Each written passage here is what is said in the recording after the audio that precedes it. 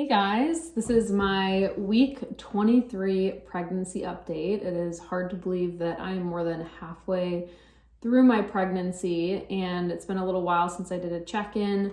So I'm excited to walk you guys through what I've been up to very briefly, and then I posted a question box on Instagram to ask you guys what you're interested in with a Q&A for pregnancy related questions. And I got a lot of really great questions from acne to my opinions on the O'Sullivan's test, how to manage reflux, a lot of digestive related stuff. So I'm excited to give you some tips and tricks that will hopefully help you if this is something that you're going through.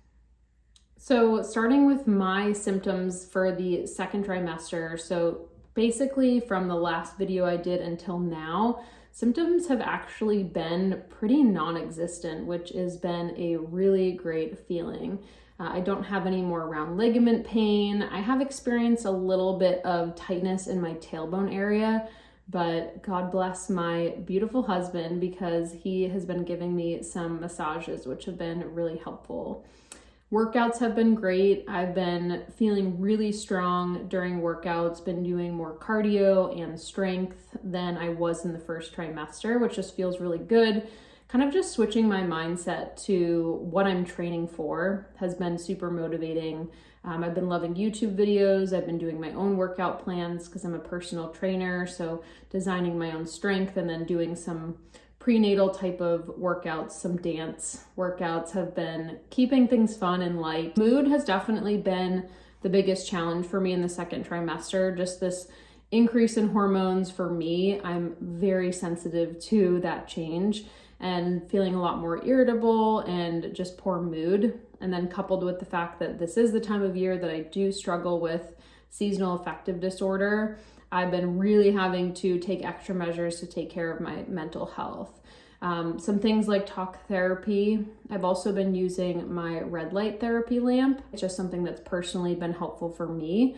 I've had people message me on Instagram saying that red light therapy has also really helped them. So I wake up, I do about 10 to 15 minutes in the morning, this side of my face, and it's really helped with sleep, mood, and I just feel overall better throughout the day. I've also been incorporating more herbal teas.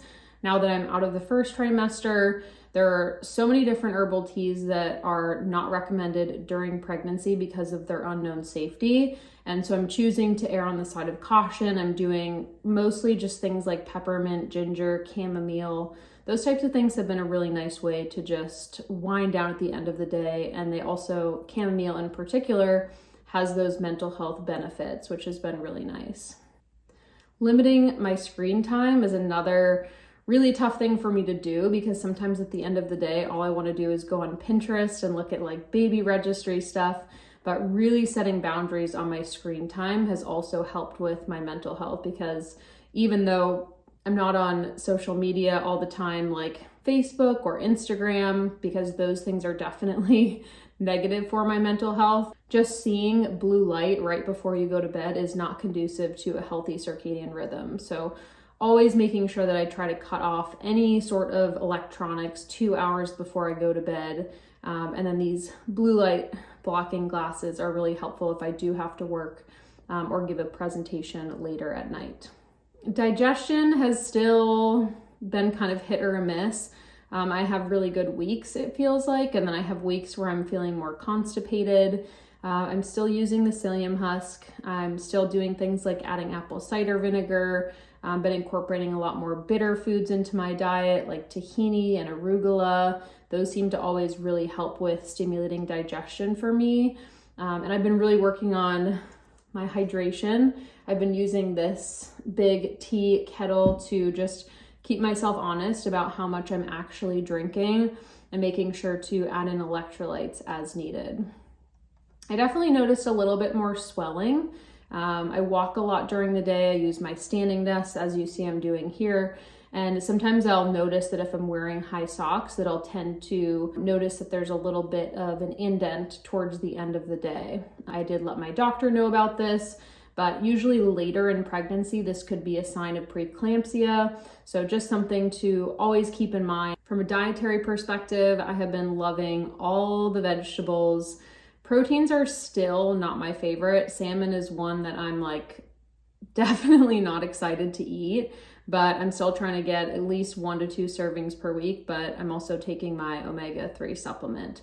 So I've been just focusing on diversity with fruits, vegetables, whole grains. We've been doing a lot of different rice bowls, snacking on vegetables to try to get even more in between meals, making sure to get protein at every snack. I've been loving chia pudding, Greek yogurt. I also have made my famous protein pancakes for breakfast. Those have really been a staple throughout most of my entire pregnancy.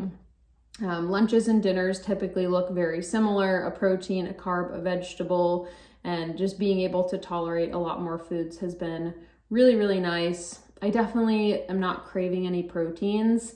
The fish, the salmon in particular, has been really challenging, but I've been loving scallops. Like, that's probably my favorite food right now, is scallops and ground turkey. Those are 2 proteins that I've been loving, and chicken is a lot more tolerable than it was before.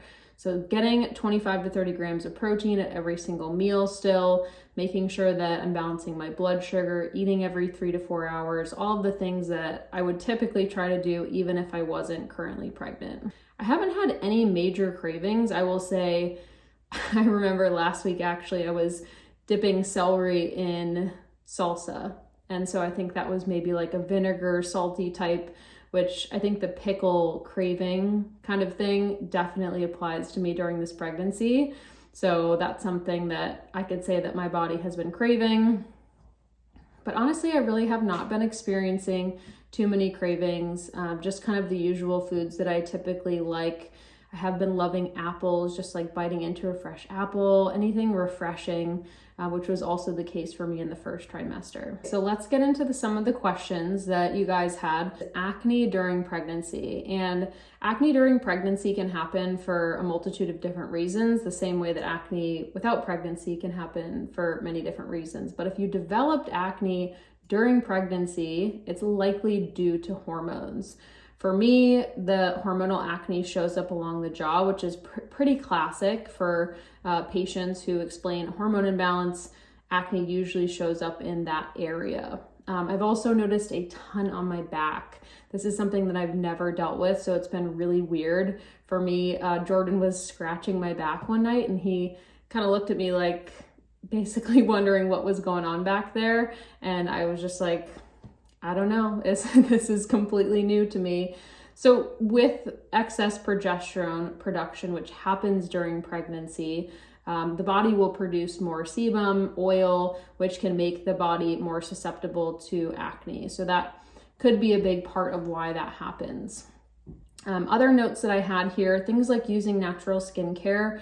This is something that for optimal hormone balance and reducing your toxin exposure, which is really important during pregnancy, something that we should be doing anyway. So thinking about the body wash that you use, we use Dr. Bronner's for body wash. We use the Acure brand for shampoo and conditioner, and keep skincare stuff very simple, non-toxic, as those types of things can irritate your skin. Also thinking about the detergent that you're using for your clothes. If that's something that you've struggled with long-term, even pregnancy aside, what you're putting on your skin is a huge, huge part of that.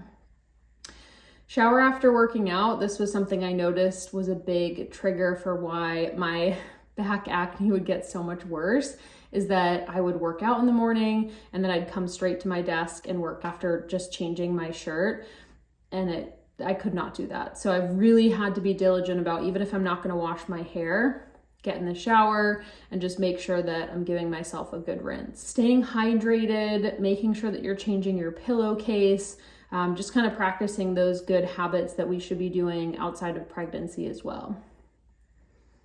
The second question that I got was what my thoughts are on the O'Sullivan's test. So this is a test to basically assess women who are pregnant for gestational diabetes, which is a very serious life-threatening condition, and it's usually done anywhere from 14 to 23 weeks, depending on your practice.